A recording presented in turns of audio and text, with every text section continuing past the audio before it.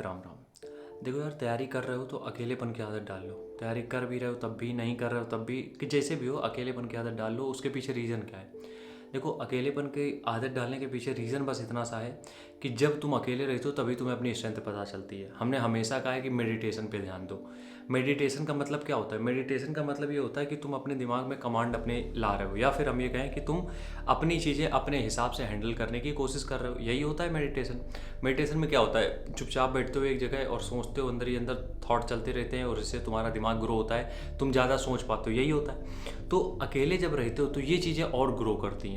क्योंकि क्या होता है, जब तुम सबके साथ रहते हो, देखो अगर कोई चिल्ला रहा है, हमने पहले भी कहा था, अगर कोई चिल्ला रहा है इसके अंदर, वो अंदर से खाली है। जो शांत है वही, उसके अंदर भी बहुत कुछ है। ठीक है। तो जब तुम भीड़ में हो तो जब डीजे बजता है तो तुम्हें उसके गाने समझ में नहीं आते। जब भी तुम देखो डीजे बजता है, तुम्हें सिर्फ उसकी म्यूज़िक समझ में आता है कि धम धम हो रहा है, हमें नाचना है बस। लेकिन उसकी लाइनें को समझ में आती हैं? नहीं समझ में आती हैं। वो कभी कभी आ जाती हूँ क्योंकि तुम्हें गाना याद है। लेकिन जब तुम पुराने गाने सुनते हो जिसमें बिल्कुल भी बेस नहीं है, बिल्कुल मिनिमम साउंड है, मतलब, लेकिन वॉइस ओवर जो है, मतलब जो आवाज़ है वो ज़्यादा उभर के आ रही, तब तुम लिरिक्स समझ पाते हो। तो मेरे कहने का मतलब भी यही है, अकेलेपन का मतलब ये होता है कि जब तुम सबके साथ रहते हो तो तुम्हारे पर्सनल थॉट बाहर नहीं आ पाते हैं। ठीक है। या फिर तुम कुछ नया सोच नहीं पाते हो।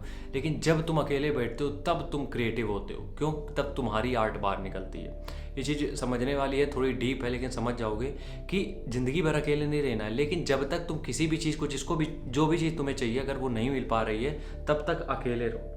अकेले का मतलब ये है कि बिल्कुल ही अकेले ना हो जाओ। कुछ लोग तो रहे साथ में, लेकिन ये हो कि 24 घंटे ना चिपके रहें बस। तो अकेले रहोगे तो तुम्हें अपनी स्ट्रेंथ के बारे में पता चलेगा। अकेले रहोगे तो जब मेडिटेशन करोगे तो तुम्हारी यहाँ पे स्ट्रेंथ बढ़ेगी। तुम्हें समझ में आएगा कि क्या चीज़ सही है, क्या चीज़ नहीं। लेकिन जब तुम भीड़ के साथ होते हो तो तुम फिर अपने ओपिनियन कुछ रख ही नहीं पाते हो, क्योंकि ज़्यादातर दोस्तों के साथ हो गए, दोस्त तुम्हारी लीचड़। तो तुम्हारी ज़िंदगी इसमें बर्बाद हो रही है बस, कि तुम अकेले नहीं रहना चाहते हो। जहाँ तुम अकेले बैठते हो तुम सोचते हो दोस्त को बुला लें, तुम सोचते हो कोई गर्लफ्रेंड बन जाए।